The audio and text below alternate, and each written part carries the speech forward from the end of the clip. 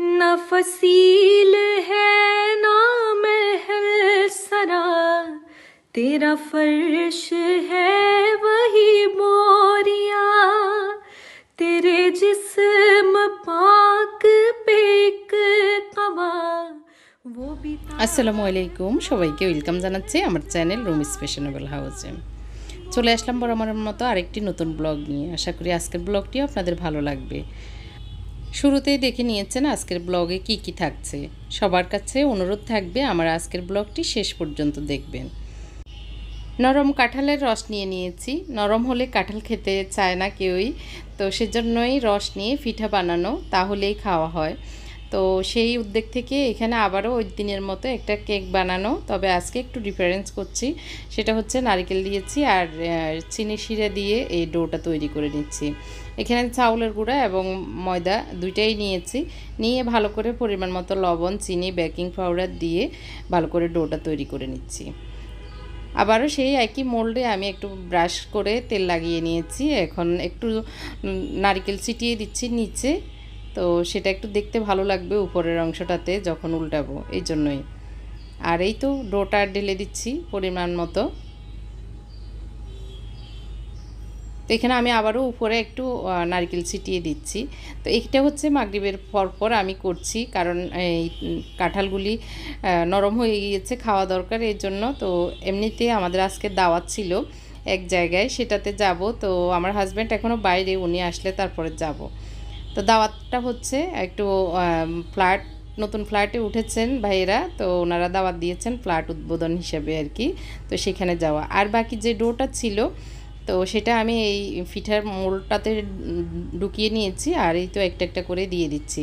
তবে আজকে একটু পাতলা হয়ে গেছে ডোটা, যার কারণে মানে যখন পড়তেছিল ভালোভাবে ফুটতেছে না। তো একটু ডোটা মোটা হলেই সুন্দরভাবে হয় পিঠার এই শাঁসটাতে ঢুকিয়ে যখন আমি আটাটা দিই আর কি, তখন ভালো হয়। তো যাই হোক, সবগুলোকে উল্টিয়ে পাল্টিয়ে এভাবে আমি পিঠাগুলি বানিয়ে নিচ্ছি তেলে ভেজে। তো এইভাবেও খেতে খুব মজা হয়, একদম নরম নরম সফট সফট আর কি।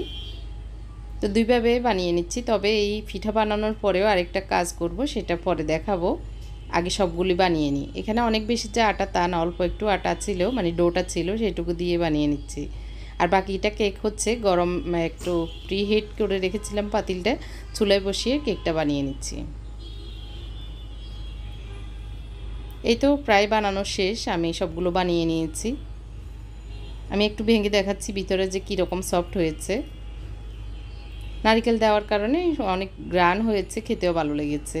এখানে আইসিং সুগার নিয়েছি একটুখানি, আর কিছু অংশে আমি একটু আইসিং সুগার লাগিয়ে উপরে, দেখতেও ভালো লাগবে আবার খেতেও ভালো লাগবে, এর জন্য একটু লাগিয়ে নিচ্ছি। এখন একটা ডিশে আমি এগুলি লাগিয়ে নেওয়ার পরে ডিশে নিয়ে নিচ্ছি। তো দুই রকমের দুইটা ডিশে এই একই পিঠা আমি নিয়ে নিচ্ছি। তবে এই আইসিং সুগারটা দেওয়ার কারণে খাবারের টেস্টটা বেড়ে যাবে। এখন আরেকটা সার্ভিং ডিশে আমি আবার যে পিঠাগুলো বাকি ছিল সেগুলি নিয়ে নিচ্ছি। এই তো ঝটপট হয়ে গিয়েছে আমার এই দুই রকমের পিঠা, তেলের পিঠা, বিকেলের নাস্তা। তো টেবিলে দিয়ে দিয়েছি, আর ওরা এসে এখন খাবে। আর টেবিলে থাকলে একটা দুইটা করে খেয়ে নেবে। এরপরে সাহেব এসেছেন, উনি এসে বলল রেডি হও রেডি হও। তো রেডি হয়ে নিয়েছি। মুত্তাকি যাচ্ছে না, ওর পরীক্ষা পরের দিনই। আর মুনতাসিরকে জোর করে নিয়ে যাচ্ছি, ওরও পরীক্ষা। তারপরেও বললাম যে তোমার তো পরীক্ষা 1-2 দিন পরে, তুমি চলো। তো আমরা রাস্তা পার হয়ে রিক্সায় যাব আফতাবনগর, আমাদের দাওয়াত। তো আফতাবনগর যাওয়ার জন্য আমরা এখান দিয়ে ভিতর দিয়ে রিক্সায় চলে যাব। তো এর ভিতরে বনশ্রী চলে এসেছি। বনশ্রীর শেষ মাথায় এসে এখানে মিস্টার বেকারি থেকে একটা কেক নিব আমরা চিন্তা করেছি, আসলে কি নিব বুঝতে পারছি না। তো পরে চিন্তা করলাম যেহেতু ফ্ল্যাট উদ্বোধন, তো এই খুশিতে একটা কেক নিয়ে যাই, সবাই কেটে কুটে খাবে এই আর কি। তো আমি আমার সাহেব বলতেছে কিছু লিখবে কি না, আমি বলতেছি না দরকার নাই, এমনিতেই আমরা গিফট হিসেবে নিচ্ছি এই আর কি, এই যে মিস্টার বেকারিতে। আমি বসে অপেক্ষা করছি কেক নেওয়ার পরে। ওনারা নামাজ পড়ে নিয়েছে, এশারের নামাজ। তো এরপরে আমরা চলে এসেছি ভাইদের বাসায়। আমার হাজব্যান্ডের বন্ধু, আবার আমাদের ব্যবসায় ওনারা একসাথে আছেন। কাজী রহিম ভাইয়ের বাসায় আছি এখন। তো এসেই তো গল্পগুজব শুরু হয়ে গিয়েছে। আমি একটু সামান্য একটু শ্যুট করে নিয়েছি। তো পুরুষদের খাবারের পরে এখন মহিলাদের খাবার শুরু হচ্ছে আর কি। এই দিক দিয়ে দোতলায়, এর জন্য বাইরে একটা মাঝখানে বারান্দা সিস্টেমের একটা জায়গা আছে, ওখানে গিয়ে একটু বাতাস খাওয়া, তারপর রাত্রেবেলা আর কি গাছ টাছ লাগানো যাবে এরকম। তো ওনারা এখানে বসেছিল, আমি তো রুমে ছিলাম। তো আমি বলতেছি আপনারা এখানে কিনা, যেহেতু পর্দা করি আমরা, পর্দা মেনটেন করে বসতে হয়। তো আমার বোরকা খুলি নেই, ওইভাবে আছে। এই যে কাজী রহিম ভাইদের বাসায় আর কি। তো ভাবির মানে জায়েরাও এসেছেন, মানে ভাইয়ের ভাবি ভাইয়েরাও এসেছেন। তো অনেক যে বেশি তা না, আমরা নিজস্ব লোকজনেরাই আর কি। তো আমি একটু ঘুরে ঘুরে দেখতেছি, এরপরে খাবার কি দিচ্ছে সেটাও দেখতেছি। টেবিলে আস্তে আস্তে নিয়ে আসতেছে ভাইয়ের 3 মেয়ে 3 কন্যা। রাসুলের সুপারিশ পাবেন আল্লাহর রহমতে 3 কন্যার বাবা মা। তো পুরুষেরা রুমে ঢুকে যাওয়ার পরে আমরা এখন এসে একটু রান্নাঘরে দেখতেছি কীরকম। আমিও নতুন দেখতেছি, ভাবির জায়রাও নতুন, ওনারাও দেখতেছেন। তো পাতলে কী কী, ভাবি লজ্জা পাচ্ছেন, বললো যে শেষ পর্যায়ে এখন কি দেখাচ্ছেন ভাবি। আমি বললাম অসুবিধা নেই, খাবার সবার খাওয়া হয়ে গেছে, আমরা 3-4 জন এখন আছি। তো অনেক কিছুই করেছেন, মানে খাসির মাংস থেকে শুরু করে ইলিশ মাছ, তারপরে মুরগির গোশত, দেশি মুরগির গোশত, সবজি, সালাদ সহ সব কিছুই করেছেন। তো আমি ভাগ্নিকে বললাম যে একটু শ্যুট করে নাও, তোমাদের বাসাটা একটু ভিডিও করে দাও, আমি তাহলে আমার চ্যানেলে দেখাবো। আসলে ঘর বলতে আমি বুঝি যে যেই ঘরে শান্তি সেই ঘরই অনেক বেশি উত্তম। মানে আপনার আমার যদি মনের মিল থাকে, বাচ্চা কাচ্চা নিয়ে আমরা যদি সুখে শান্তিতে থাকি, সেটাই অনেক মূল্যবান ঘর। তো আলহামদুলিল্লাহ ওনাদের পছন্দ মতো ওনারা নিয়েছেন। আর মেন কথা হচ্ছে পরিপাটি, সিম্পল, অনেক বেশি দামি অট্টালিকা আসবাবপত্র সেটা বড় কথা না, বড় কথা হচ্ছে সিম্পলের ভিতরে যদি পরিষ্কার পরিচ্ছন্ন থাকে সেটাই অনেক সুন্দর ঘর আমি মনে করি। তো 3 বেড, ডাইনিং ড্রয়িং তো আছেই, আর বারান্দা, বারান্দা মেবি 2টা। তো এই তো ওই পাশে একটা, এই পাশে একটা, এটা আর কি মাঝখানে খালি জায়গাটাতেও ইউজ করা যাবে। এটা মাস্টার বেডরুম। তো আমি যেহেতু টেবিলে খাচ্ছি, ভাই এখানে বসে আছেন, এর জন্য ওইদিকে যাচ্ছেন না। এখানে একটা কমন স্পেস টাইপের বসা যাবে, একটু এখানে রিল্যাক্স নেওয়া যাবে এই আর কি। এটা মেবি বড় মেয়ের রুম। তো আমি আসলে ক্যামেরার মাধ্যমে দেখতেছি, কারণ ওইদিকে বাইরে ছিল, আমারও দেখা হয়নি। এখানে একটা বারান্দা আছে, গাছ দিয়েছেন, ওনারা উঠেছেন মেবি এই তো 1 সপ্তাহ 10 দিন হবে এরকম আর কি।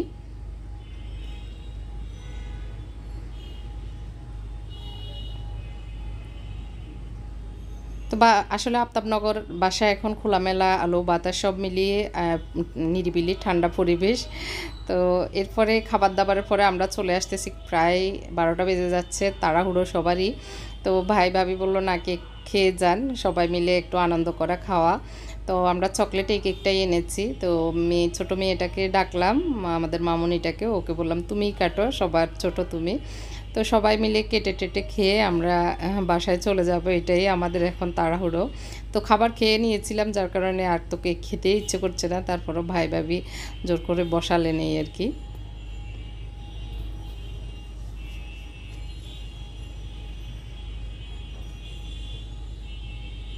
তো ওনারা 3 যায় একসাথে বসেছেন, আর আমি একটু শ্যুট করে নিয়েছি। এরপর এখন হচ্ছে সকালবেলা, আলু ভাজি করেছি পাতাকপি দিয়ে, একটু হলুদ বেশি হয়ে গেছে। পাতাকপিতে আসলে হলুদ বেশি হয়ে গেলে আমার ভালো লাগে না, আজকে কেন হয়ে গেছে। আর সকালবেলায় আমার এই জানালায় একটুখানি রোদ আসে, যার কারণে আমি একটু কর্ন দিয়েছি রোদে, আর কাঁঠালের বিচি দিয়েছিলাম। আর আজকে রুটি বানাচ্ছি, ডিম ভাজি, আর এই তো একটু ভাজি করেছি। মোত্তাকির পরীক্ষা আছে, ও একটু পরে 12টায় পরীক্ষা, তো ওর জন্য তাড়াহুড়ো করে নাস্তা তৈরি করে নিচ্ছি, একসাথে সবাই খাবো। তবে যে গরম পড়তেছে আসলে রুটি পরোটা কোনো কিছুই খেতে ইচ্ছে করে না, তারপরে তো খেতে হবে।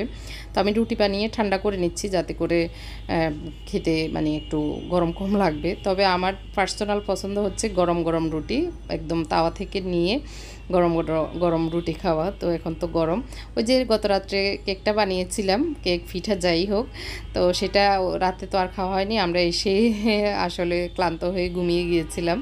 এরপরে এখন সকালের নাস্তার সাথে খাওয়া হচ্ছে আর কি। তো আমি একটু পিস করে কেটে নিব, সবাইকে ডাকতেছি। আর মুনতাসির এখনও খেতে আসতেছে না, ও বললো আর পরে খাবে, আর মুত্তাকি আমি ওরা খেতে বসবো। তো তেল ছাড়া আসলে একবারে সিম্পলভাবে এই পিঠাগুলি খেতে ভালোই লাগে, যদি অল্প একটু তেল দিই। তারপরে ওই যে তেলে ভাজার চেয়ে আমার মনে হয় এই ধরনের পিঠা কেকগুলি মজা লাগে, ভালো লাগে আর কি। তো উপরে নিচে একটু নারিকেল ছিটিয়ে দেওয়াতে দেখতে সুন্দরই লাগতেছে।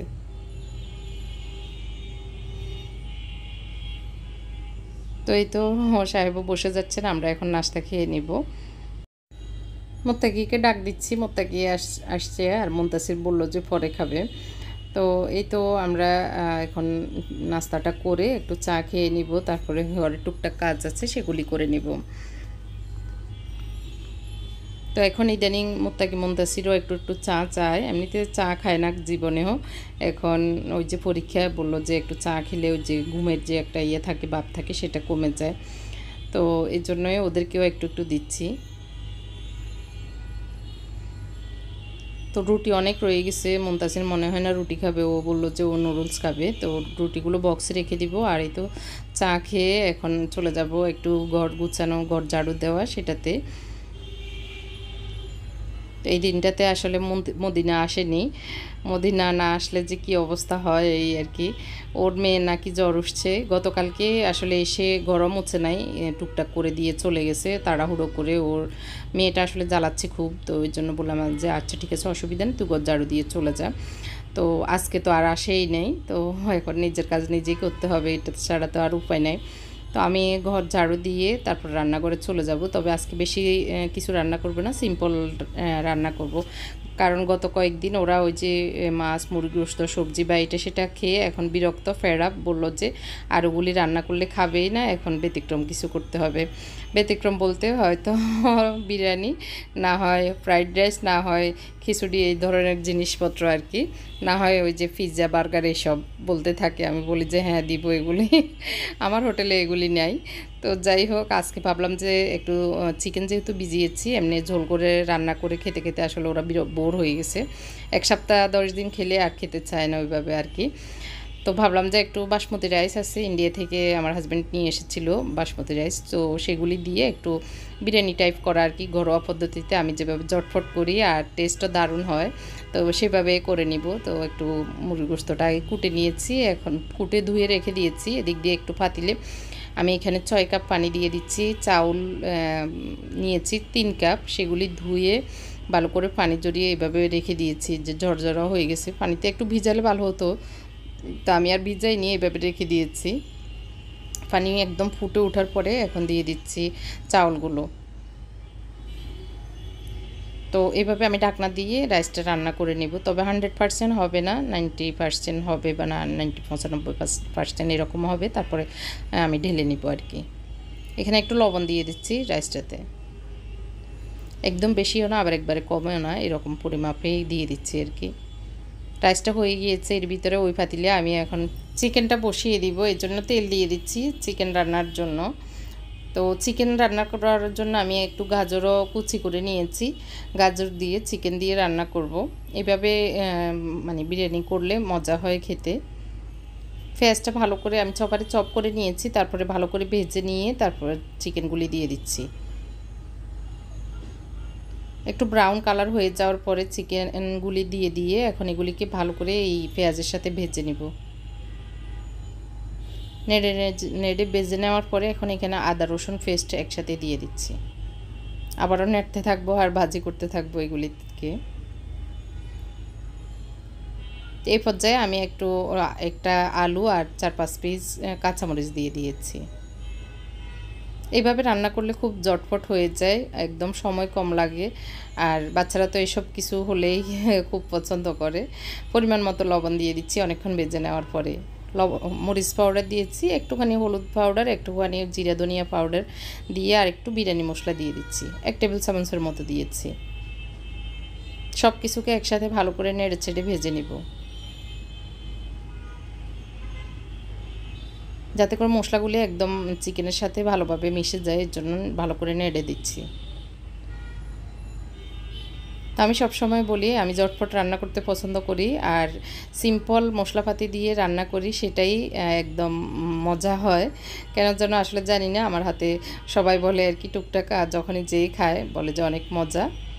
তো এই তো মোটামুটি ভাজা হয়ে গিয়েছে পানি ছাড়া আর কি। এরপরে এখন আমি দিয়ে দিব গাজরগুলি। এখানে একটা গাজরের অর্ধেক কুচি করে চপ করে নিয়েছি, সেটা দিয়েছি। আর দিয়ে দিয়েছি হাফ কাপ দুধ বা টক দই, এগুলি যেটাই হোক একটা দিলে হয়, তবে দুধটা দিলে একটু টেস্টটা বাড়ে এই জন্য। ঢাকনা দিয়ে এটাকে একদম ডিমে আঁচে রান্না করে নিব। তো আমি প্রায় আধা ঘন্টা বা 25 মিনিটের মতো ডিমে আঁচে রান্না করে নিয়েছি। এরপরে চুলা থেকে নামিয়ে নিচ্ছি। এখন দিয়ে দিচ্ছি একটা তাওয়া আর বড় পাতিল। এখন প্রথমে দিয়ে দিব রাইসটা আমি ফ্যানের নিচে নিয়ে একদম ঠান্ডা করে নিয়েছি। আর দেখতে পাচ্ছেন খুবই ঝরঝরা। এরপরে এখন মাঝখানে দিয়েছি চিকেনগুলি। এখানে আমি 800 পুরো একটা মুরগির অর্ধেক নিয়েছি। আবারও রাইস দিয়ে, আবারও মুরগির গোশত দিয়ে, আবারও রাইস দিয়ে এইভাবে ফলেপ তৈরি করে আমি এই বিরিয়ানিটা করে নিচ্ছি। এরপরে এখানে দিয়ে দিচ্ছি কেওড়া জল সামান্য একটু, আর গোলাপ জল একটু সামান্য পরিমাণ। তারপর দিয়েছিলাম একটু চিনি, তারপরে একটু ঘি।